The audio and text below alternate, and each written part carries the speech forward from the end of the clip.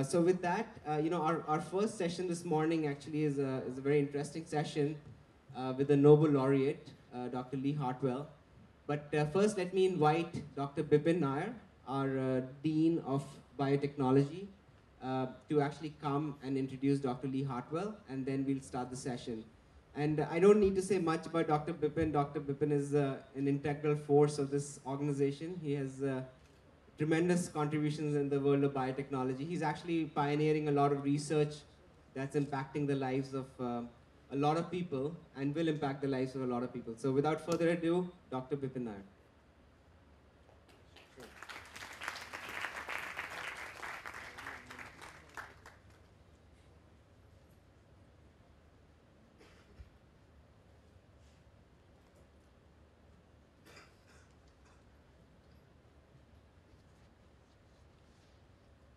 Om Amriteshwari Namaha.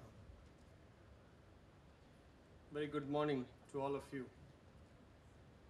And thank you, Sumit, for that kind introduction. So before I introduce Professor Lee Hartwell to you, let me make a few initial comments. All of you here, teachers and students from all over the state, perhaps the country. The first thing I'd like to say is I feel very jealous of all of you, because it makes me go back about 40 years to when I was in school and then on to college, but never had an opportunity to interact with the Nobel laureate or participate in a camp like this where we could have hands-on interactions and training. So this is a rare opportunity that all of us have to actually directly interact with a Nobel laureate, ask him questions, and be a part of this exciting camp. Having said that, a great pleasure in introducing to you Dr. Leyland Hartwell, who is the former president and director of the Fred Hutchinson Cancer Center in Seattle, Washington, in the United States. As all of you would know by now, Dr. Hartwell shared the 2001 Nobel Prize in Physiology or Medicine with Drs. Paul Nurse and Timothy Hunt for their discovery of protein molecules that control cell division. All of you may have studied in your biology class that when cells with nuclei divide, they divide in phases called G1, which is growth, S for synthesis, G2 for growth again, and M for mitosis. So Nurse, Hartwell, and Hunt together discovered two proteins called cyclin and CDK, or cyclin-dependent kinase. And these proteins control the transition of the cells from one stage to the other. And these proteins are therefore called checkpoints because they check whether the cells have divided properly. So working with yeast, Dr. Hartwell identified the fundamental role of checkpoints in cell cycle control, and that's what they were awarded the Nobel Prize for. They identified CDC genes, such as CDC28, which controls the start of the cell cycle and through progression through G1. A little more details about Dr. Hartwell. He received his PhD in biology from the Massachusetts Institute of Technology, the premier research institution in the world, in 1964. And from 1965 to 1968, he worked as a professor at the University of California, Irvine. He then moved to the University of Washington in 1968, and it was there that in a series of experiments which he conducted from 1970 to 71, he discovered these CDC genes that I talked about. These genes being the genes that regulate cell cycle and mutations and that are involved in some types of cancer. Professor Hartwell became a member of the National Academy of Sciences in the United States in 1987. In 1996, he joined the faculty of the Fred Hutchinson Cancer Research Center, and in 1997 became its president and director. He then moved on to the faculty of the Arizona State University as the Virginia Piper Chair of Personalized Medicine, and is also the co-director of the Biodesign Institute, which is a new center for sustainable health, and he'll talk to you about that as well. So, without further ado, it is indeed a privilege and a great honor to have Dr. Lee Hartwell, a Nobel laureate, take time off from his busy schedule and grace this event with his presence. A very warm welcome to Dr. Hartwell. Thank you, Dr. Bipin. Over to Dr. Hartwell, but just before he starts, I did want to mention that, Dr. Hartwell is going to be sharing his thoughts in a session for about 30 minutes, but then he would really love to interact with all of you. So as Dr. Hartwell is talking, please make sure that, as you have questions popping up in your mind, please make sure that, you're ready and to ask any questions to take, full advantage of Dr. Hartwell's time. So with that, over to you, Dr. Hartwell. Okay, hello. It's a great pleasure to be with you today. Can you, first, can someone tell me now, can you hear me okay?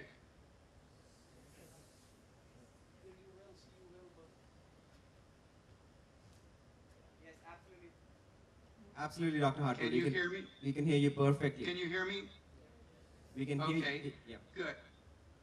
Okay, so here's what I'm planning. I would like to give you a short talk about the opportunities, I think, that are appearing for science for the younger generation. And then I had a short video that I believe you have access to that will take about 8 minutes, and then I would answer questions. Do you have that video? Yes, we have the video. Yes, we have it. Okay, wonderful. And then when we take questions from the students, I hope that there is someone there who can repeat the question to me so that I can understand it. Let's just start with a very fundamental thing. What is science? And this is going to be important because I want to talk about a new science that's appearing for this generation that's very important. So at its most fundamental level, science seeks to understand the rules by which things interact. And I give you a very simple example. Consider the sun and the earth and the moon. And they rotate around one another, and they interact by force of gravity. And by studying the details of that interaction, mapping it for hundreds of years, scientists, astronomers have derived the rules by which the Earth rotates around the sun and the moon rotates around the Earth. And so that's science. That's what science seeks to do, is to identify the rules. And if we really understand the rules, then we can make predictions about the future. And that's the test of whether we understand something. And so with respect to the Earth and the moon and the sun, we can predict eclipses. We can predict lunar eclipses, and we can predict solar eclipses with great, great accuracy. And so that shows that the rules that we have derived about how these objects interact with one another are quite accurate. And so what I want to introduce to you is an era of new science. And it's the science of how people interact with the earth. As human beings, we get all of our food and water and other needs provided by the earth. The energy comes from the sun, grows plants, we eat the plants, animals eat the plants, we eat the animals. Everything we need for our life comes ultimately from the earth and from the energy that's coming to the earth through the sun. And so we know a little bit about that. But what makes extremely important that we understand in much greater detail how we as people interact with the earth is the fact that this is a unique time in human history. In your generation, for the first time, we have reached the limits of the Earth's capacity to support people. There's a group that calculates the ecological footprint. And what it does is it looks at all the cropland that's being used in the world. It looks at the use of fresh water and fisheries. It looks at forest land. And it looks at the area that we use for cities. And at this current time, with 7 billion people on the earth, we are using almost all of that capacity. And yet, there's still more people coming. We expect in the next 40 years for the population, well, within this next century, we expect the population will increase by another 3 billion people to 10 billion, almost a 50% increase. And there isn't another 50% of capacity for the earth to support us. And not only is that a problem, but the current use of the earth's resources is very unequal. So some people use a lot of it. Those of us in the US and Europe use a lot of the earth's resources. And people in India and other Asian countries, and particularly in Africa, use small amounts of the earth's resources. And the poorer people in the world want the same access to resources that the richer people have. And so both of these things are creating more force for greater resource utilization in the world, both growth in the population and the growth in the desire of people who are poorer to have more. So what are we going to do if we're already at the capacity? The science that seeks to deal with these complex issues is relatively new. It's called sustainability science, and it seeks to understand both how the earth works, how it creates the crops and the various things that we utilize, the water cycle, the fresh water, the fish in the ocean. And it seeks to understand how we can be more responsible in using those resources. This is a little bit different kind of science. It's different in many ways. First, it's different because it's so complex. When we talk about all of the planet's resources, we talk about the provision of the food, and we talk about fresh water, and we talk about pollution, we talk about the atmosphere, and the climate warming that's occurring as a result of fossil fuel utilization. These are all very, very complex subjects. And of course, even more complex is how we as human beings make decisions. how we, and what our desires are, and how we can become educated as to the needs, and how we can begin to utilize the resources more effectively. These are very, very complicated things. And yet that's the science that your generation will have to deal with. How can we interact effectively as people with the resources of the earth when our demands on those resources are ever increasing? So we really have only two choices. We either have to get more efficient in how we use resources, or we have to create technologies that provide new resources. And people have done this over the course of history. Our original ancestors lived as hunters and gatherers at densities that were less than 1% of current population densities on the earth. And the reason that the population has grown so much is because of advances in science and technology that first created the agricultural revolution, where we learned to grow plants and domesticated animals and are now able to supply food for everyone on the earth using only a few percent of the population as farmers and people who tend to that food, while the rest of us can do other things like science. That was a huge technology advance. There was also the Industrial Revolution, which created machines and the ability to do massive amounts of work. And the biggest change was the use of fossil fuels and the discovery of oil and coal and gas, by which we have built a civilization that depends entirely on those energy sources. We are also running out of that energy.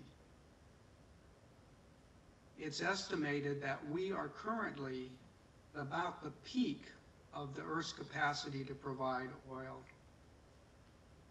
New discoveries of oil are not meeting the increasing demands. And we are going to eventually run out of this fossil fuel around which we have built the civilization. So one of the huge challenges in the science that will be for your generation to discover is, what other energy sources can we use? And can we find energy sources that don't pollute the atmosphere and don't create climate change? Energy sources like directly using sunlight, water power, geothermal power, wind power. Can you harness those energy sources in a large enough capacity to meet your needs in the future? Those are really big challenges. Let me talk about two important principles in creating the new science that you have to create. When things are very complicated, it seems like there's just no way to approach it. It just seems too hard. We don't know what to do. And one key to making scientific breakthroughs that change our technology and how we can accomplish things is to ask the right question. Now, in this case, I don't know what the right question is. You're the generation that is going to have to find the right question, and there may be many right questions. But let me give you an example. In just 1950, what seemed terribly complicated was biological reproduction. How do organisms reproduce? They seem so complicated.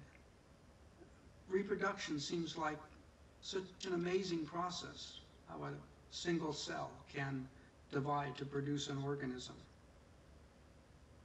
And Jim Watson and Francis Crick asked a very simple question. and it was the right question at the time. The question was, what's the structure of DNA? People were asking lots of other questions that didn't get us near as far, but that question provided insight into how reproduction occurs, into how biological information is stored, into how evolution occurs by mutation. Asking that one question and getting the answer to it. So what's the question that needs to be asked? That's the right question about our future, about how we're going to sustain life on this planet for ourselves and make it more equitable so that everyone has enough of the resources. In addition to asking the right question, there's another thing that needs to be done in science, and that's to make the right measurement. Science depends upon measuring things and looking at them quantitatively and using those measurements to test our predictions and to answer our questions. And let me give you just one more example, because it seems so miraculous. Let's think about how organisms supply their needs by eating. So some organisms eat plants, some organisms eat animals, some organisms get their food directly from sunlight. It's a very, very complicated process for any one organism. And most of the organisms out there spend most of their lifetime trying to feed themselves and trying to feed their offspring. And sometimes they starve because they can't eat enough. They can't find enough food. How would one approach this very, very complicated problem in order to make it simpler? What's the right measurement? In this case, it turned out that what makes sense of it all is the caloric content of food. That is, when we eat food, we oxidize it from reduced carbon to oxidized carbon to CO2. It's just like burning it. And if we take the food that we eat and burn it and measure the number of calories released, we can do a bank account of the amount of food we need compared to the amount of energy that we use. And we can do that for any organism. And if the organism eats less than its caloric requirements, it'll die, it'll starve. A very, very simple measurement that unifies the whole field of energy and food requirements of organisms. What are the right measurements that you will need to make in order for us to understand how we use our resources, how we can use our resources more effectively? I don't know the answer to that question. I hope you will find it. Okay, so that's the talk I wanted to give you. I hope that it has encouraged you to think a little about the enormous questions that face you as future scientists. And so if we can now, I'd like for you to show the video, which is about 8 minutes long, and talks about the types of thinking that we think this new science will need.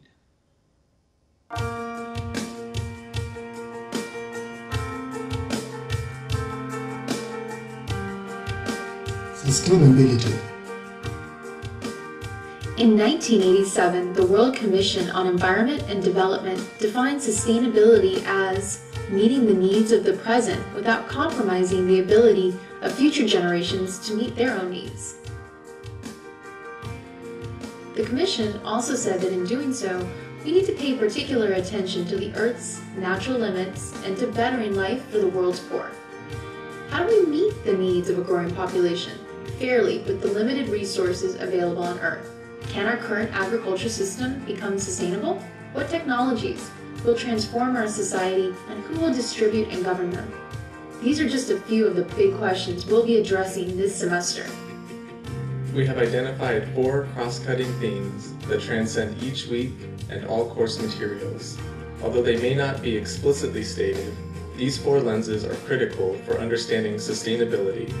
Solving sustainability problems and working towards solutions will guide each week's content from a global to a local perspective.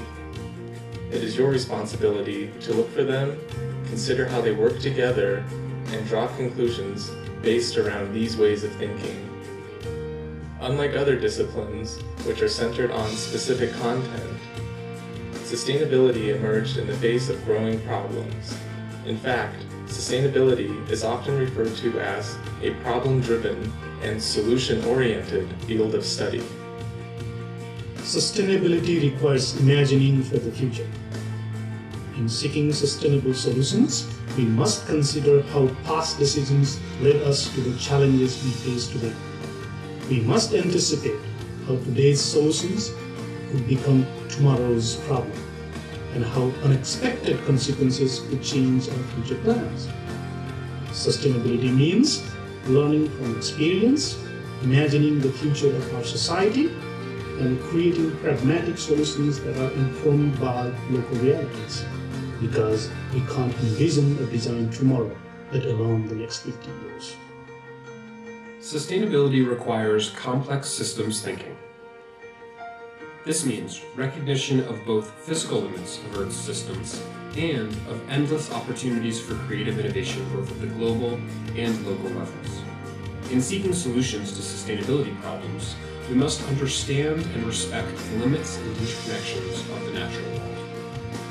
What kind of consequences can we expect from making fuel out of food? Sustainability means understanding the cascading effects associated with the decisions we make. Because we are dealing with extremely complex, interconnected systems, collaboration at every level is essential. Air and water pollution, storms, and epidemics do not recognize borders of cities, states, or countries. Solutions require values thinking. Due to the complex problems we face, solutions cannot arise from a single group or discipline. We have to borrow insights from many fields and expertises to understand nature and our interaction with it. But we also have to ask ourselves and those around us what we want from the future. Because though the natural world has limits, there are no limits to the human imagination. In imagining a sustainable future, it is critical to think about who our current problems impact and what those people want from the solution we plan to implement. Solutions must be fair. Just as the development of sustainable solutions should involve everyone affected, solutions should not benefit a single person or group. Solutions depend on treating everyone fairly. Sustainability requires strategic thinking. That means finding creative ways to solve the critical problems of our time. In the weeks that follow, we will see that many people lack the bare necessities of life, not due to any fault of their own, but simply due to an unequal distribution of resources. How to meet people's needs fairly and create a sustainable world is the core challenge of sustainability. But it is not only about challenges. Strategic thinking also means finding opportunities for creativity, innovation, and learning. Strategic thinking creates institutional frameworks for collaboration and better governance.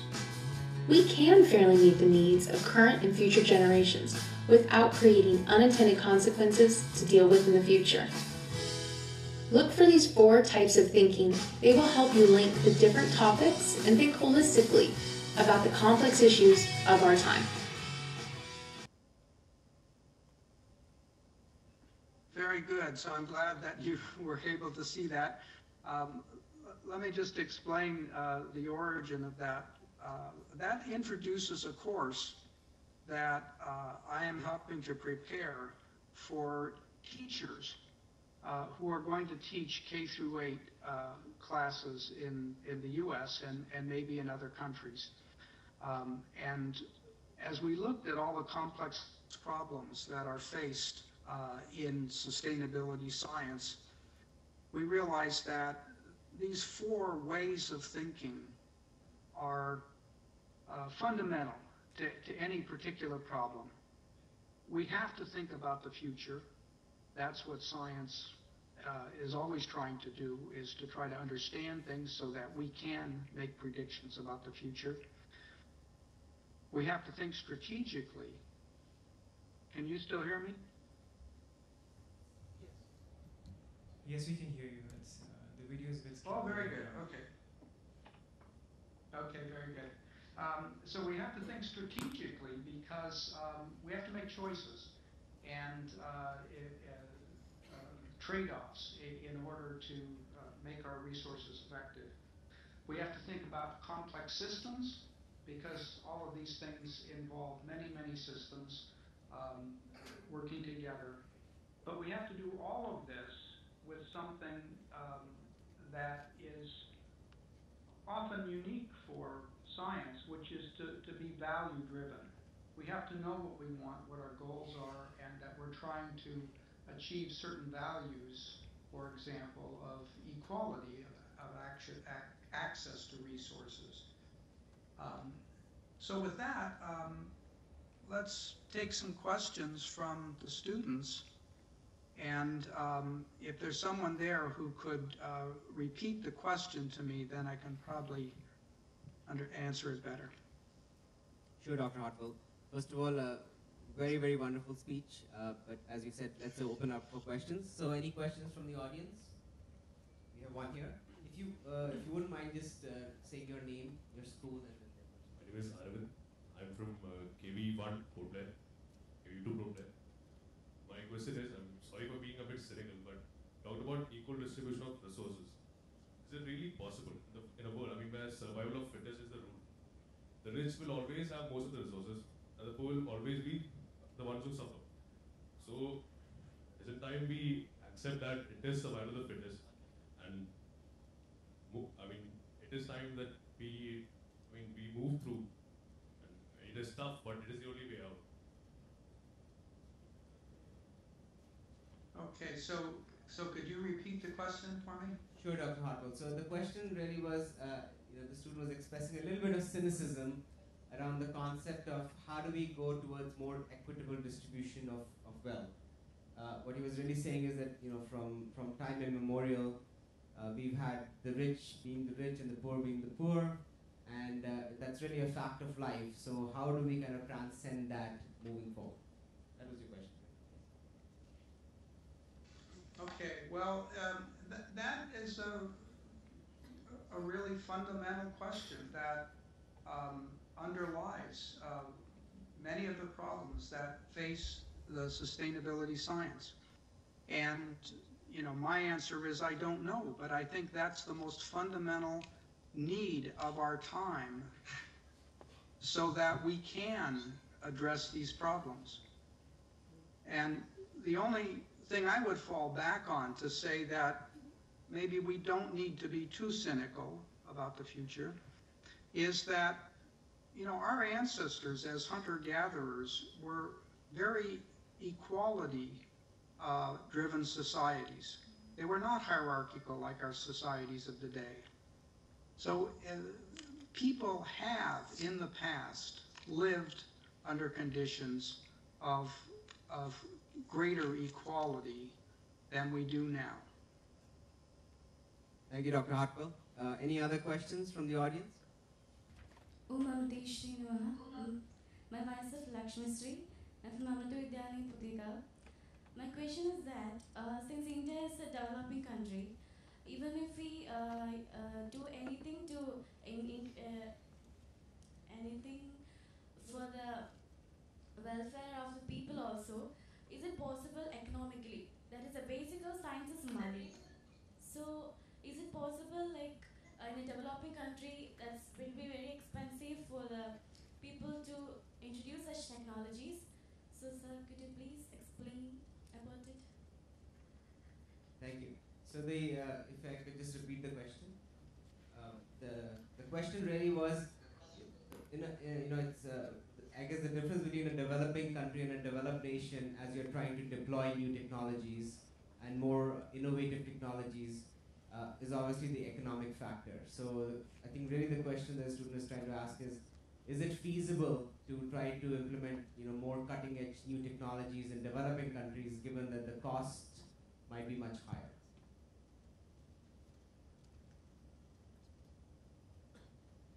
Yeah, I guess it leads me to think of two things. One is that it's actually much less expensive to take a technology that's been developed and deploy it. And we've seen that, for example, with cell phones, which are now around, almost the entire world. And another thought is that the whole question of economies, and this I think harks back to the issue of asking the right question and making the right measurement. I think that we have the wrong idea about what our goal is for a country. In the way we look at economies today, countries are trying to increase their GDP. That's the bottom line. And that leads to the exploitation of resources, and it also leads to the great inequalities that are developing within each country. And I wonder if we shouldn't be trying to achieve some other goal. What if our economy was based upon full employment rather than increasing GDP?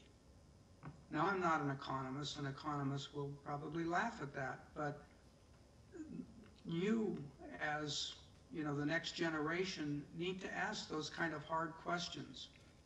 Is it right that we run an economy where 15–20% of the young people can't get jobs?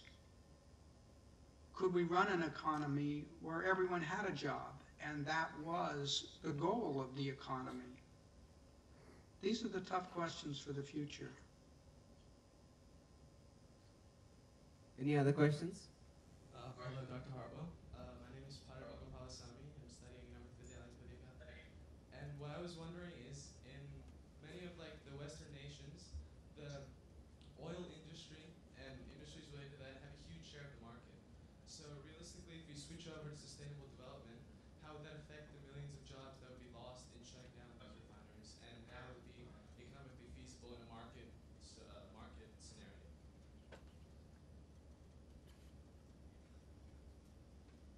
So Dr. Hartwell, just to reiterate the question, I think Parm was asking, in developed nations, there is obviously a very big oil and I guess traditional energy industry, which today caters to lots and lots of jobs. So the question is really, as we move towards, or if we try to move towards more sustainable forms of energy, the short-term economic impact and the short-term, I guess, social and political impact might also be huge, as a lot of those jobs are lost from the traditional industry. That is your question. Yes, exactly. And it's clearly naive to say that we have to change everything tomorrow. We are trapped in a world economy that depends upon cheap energy that was accumulated over millions of years and will be used up in our century. And the only way we're going to replace that is by a development and transition that plans for the change as well as the ultimate result. I mean, it's hopeful that we are developing technologies at this time that are beginning to supply a few % of our energy needs. Solar power and wind power, water power are supplying increasing, but still small, percentage of our energy needs. And if we're able over a period of 50 years to transition from primarily oil to primarily these renewable energy sources, then we'll be successful. So, we don't have to do it tomorrow. It would be incredibly disruptive to try to do it in a very short term. But on the other hand, if we don't plan to make that transition over the next 50 years or so, then we're in serious trouble. Good morning, sir. My name is Pooja Vinod Kumar, and I'm studying in Untitled Chapter. I have a question for you. That is, we have seen this video, and regarding this video, is there any latest technology that has been devised to reduce the effect of what is happening? Like you said, we can instead of using power and power means like in the sense instead of using petroleum and fuels, what are the remedies there or solution to reduce the effect? Thank you, Pooja. So I think what Pooja was asking Dr. Hartwell, I think it's a very broad question, but she was really trying to ask in the context of the video which talks about new sustainable technologies, can you point out maybe to some examples or some references to some new technology that has been developed recently that can help mitigate or drive us more towards sustainability? Well, certainly our greatest need is energy, and replacing fossil fuels as a source of energy. And of course, the technology being developed around solar energy is, I think, particularly hopeful. We use a lot of energy, but not very much compared to the amount of solar energy that hits the Earth every day. The solar energy that hits the Earth is 10,000 times the amount of energy that we currently use per day. So there's a huge amount of solar energy available if we can develop the science and the technology to be able to access it and to be able to store it and to be able to move that energy where we need it. So we need to be able to get it where we need it, and we need to be able to have it when we need it. And that's where fossil fuels are very useful, because we can carry them around and ignite them when we need them. And solar energy is on in the daytime and off at night. And so the science and the technology that your generation needs to develop are better ways to store that solar energy and better ways to move the stored energy around and make it useful where it's needed.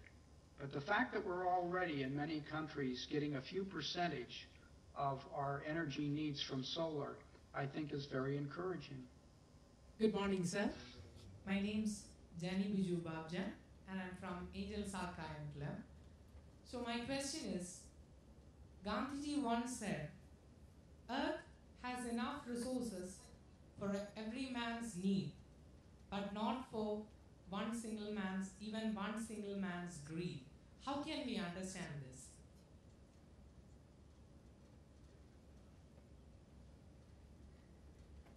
So I think Dr. Hartwell, did you get the question? I did. Okay. So there's enough resources for everyone's needs, but not for everyone's dreams. And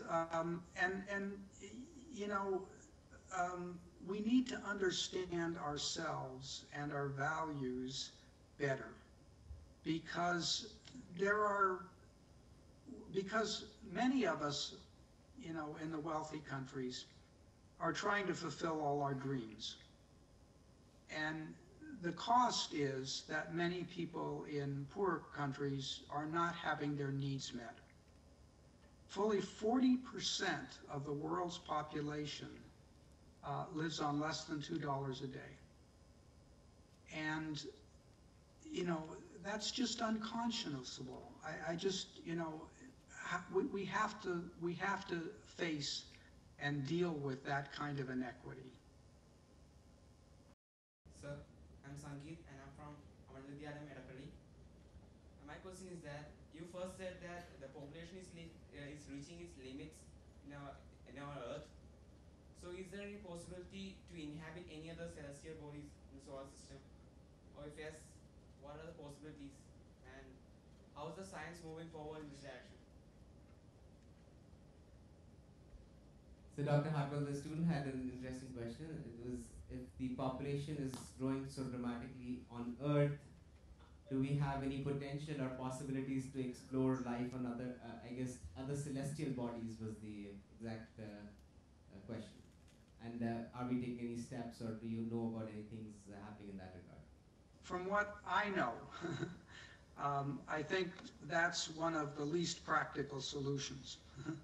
I think there are better solutions to deal with our needs here on Earth than trying to, establish colonies other places. The energy costs of getting there are just out of the question. So 3/4 of the Earth is covered in water. Most people are living on land. So why aren't we using the seas of the world to obtain solar energy? Or why can't we use the moon? Or places where people don't live, but there's huge potential. There's huge area. Are we using the seas to obtain solar energy? Well, that's a great idea. That's exactly what the types of solutions that your generation will need to find. You're right, there's a huge area out there that could be used. If we solve this problem of collecting enough solar energy, we would solve a lot of other problems too. For example, we're out of fresh water, and yet we could desalinate a lot of water to create fresh water if we had more energy. We're also out of space to grow agricultural crops, but we could grow a lot more crops in vertical structures if we could illuminate those structures rather than relying upon the incident sunlight. So energy is our primary need and the way we could solve a lot of our problems. I like that idea. Morning, sir. I am Jaymon, working as a teacher. So I'd like to know the secret of our success in our science. Well, let me know a secret of our success in our science. I think it will inspire our students. I'd like to know the secret of our success in science. The secret of your success in science. So how you went about doing what you did. Okay, well, the secret of my success is largely good luck. But if I can attribute success to anything specific, I would say it was the good fortune of training with people who taught me to ask big questions. People who weren't satisfied with just answering the next obvious question, but people who insisted upon asking very big questions. And, I think that's what's demanded of us as scientists if we're going to solve these enormous problems, is to really ask the big questions and not be afraid of trying to find answers. Morning, sir. I'm Chinchas Pillai from Sri Vijayanda Vidyalaya, Tirunallur. Sir, you said that we can interact with our resources perfectly. But, sir, how can we be more efficient in using our resources? So Dr. Hartwell, the question really was, given our current resources, how can we use them much more efficiently? I guess, are you saying without developing new technologies? So just at the existing level of technology that we have, how can we interact with our resources more effectively? Well, there's a great deal of work now going on around the world with respect to how efficiently we use things and how we can be more efficient. And there are enormous ways to gain by being more efficient. For example, a lot of our fossil fuel is used in transportation, and it's been estimated that we could reduce those needs by a factor of 10 by just building our transport system out of lighter materials, carbon-based fiber cars and things like that, that could reduce the weight that's moving around. And making engines more efficient. So that is a wonderful area for any of you to look at as future scientists and technologists, is where is the waste occurring? I mean, any time that we are doing work with energy, for example, and generating heat, the heat is an inefficiency. And for example, many of the oil fields where oil is being collected in African countries, for example, the gas that comes off of those fields is just being burned uselessly and heating up the atmosphere. There are lots of places to be more efficient. Sir, sustainability as a science, it needs time to develop. But do we have enough time to do that? Because every day I see articles regarding that the world is going to end on this particular date, on this particular year. So do we have the time to bring sustainability as a science into its implementation? We've recognized the problems at a time when we still have a matter of decades to begin correcting. We have many solutions at hand. We need to develop policies that make sense. I mean, for example, it doesn't make sense to subsidize, to use government subsidize energy production, to make government subsidies for agricultural production and things. We need to get accustomed to paying the costs that things really incur. We need to, we need to pay the costs for the pollution that we produce and the wastes that we produce, and the cost to the environment for consuming the things that we consume. Our economies are built presently with the assumption that everything that nature provides is free. But it's not free. It has to be replaced. And if we use it as if it was free, then we're not paying the real costs. And we as consumers don't really understand what the true value is of the things that we're using.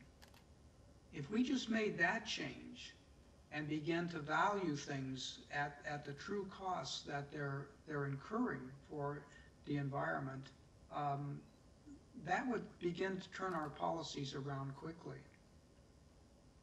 Good morning, sir. I'm Ashwati from SNTCS School. My question is, humans have evolved from primates and learned to adapt to the various conditions. Is there any chance of this happening in the next coming years? Evolution. So Dr. Hartwell, I think the question was an interesting one. It is, humans have evolved from primates over so many years. The question is, where do you see evolution going next? Is that? Can we adapt to the current circumstances? Yeah, so can we adapt, I guess, biologically to the current circumstances given the lack of resources or dwindling resources going forward? I guess it's more of an evolution question on how can we adapt to our existing environment, correct? Well, one of the great tragedies of the world we're creating is that many species of animals and plants are being lost, going extinct, because they cannot adapt to the changes. They cannot adapt to the loss of habitat, or they can't adapt to the climate changes, or they can't adapt to the pollution changes. And so we are losing biodiversity that has billions of years of history to produce it. And that's a tragic loss to us as humans, because we find new useful things in organisms that you know, when we look and when we need them. And the answer is they cannot adapt. Organisms cannot adapt over the timescales of these changes. Biological evolution requires, you know, tens of thousands of years, and these changes are occurring within 1 century. Even it causes many adverse effects to people as well as the earth. Even though the nations know it, but they also still continue. Is there any advanced technology that can be established instead of that? So I guess the question was, we are using more and more nuclear energy to bridge in the gap that we have from, you know, moving from petroleum to other resources. What is your thought on using nuclear energy? Is it safe? Do you think we can have some of the technologies to replace this also? So the lights have gone out here, so it's you can't see me, but hopefully we'll get the lights back on here. But with respect to nuclear energy, the problem is not only the kind of accidents that people are concerned about that generate radioactive waste and ruin environments, but even a greater problem is the radioactive waste that has to be stored after the energy is produced. And the long-term solution for that was supposed to be underground storage in geologically safe places. But maybe one country only out of all the countries in the world that produce nuclear energy have actually created a repository for the waste. So nuclear waste is being accumulated that will last tens of thousands of years, is being stored in unsafe conditions on the sites where it's being produced.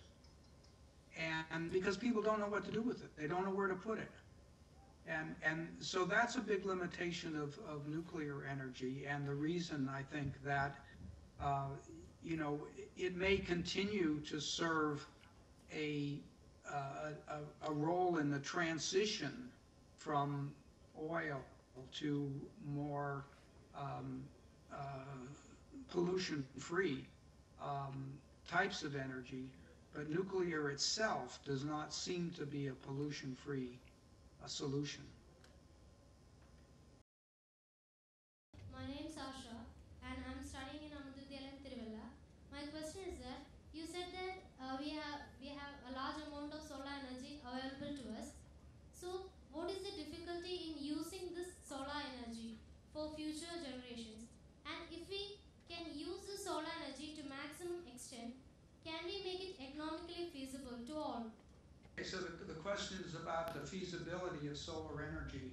And you know, I don't claim to be an expert in any of these areas, but solar energy is not too far from competitive price-wise with other forms of generating electrical energy. And you know, it's not 10 times as much.